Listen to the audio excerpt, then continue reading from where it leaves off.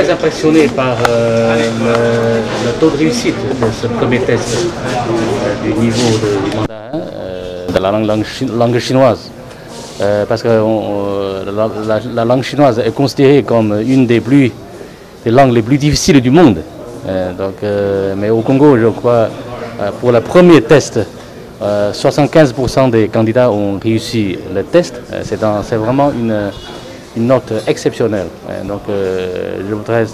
Je voudrais leur adresser toutes mes félicitations sincères et les encourager à poursuivre les études pour se perfectionner davantage pour la maîtrise de la langue chinoise.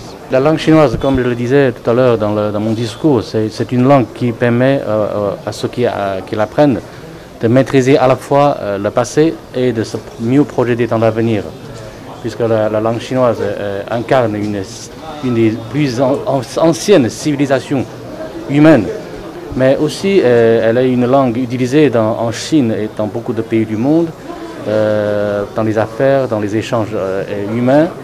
La Chine, comme le pays le plus dynamique en matière de croissance économique, est en train d'investir et de se présenter davantage sur le continent africain avec plus d'opportunités de coopération et de partenariat avec la population africaine. Donc apprendre la langue chinoise, ça vous permet de mieux s'inscrire dans cette dynamique qui se renforce davantage.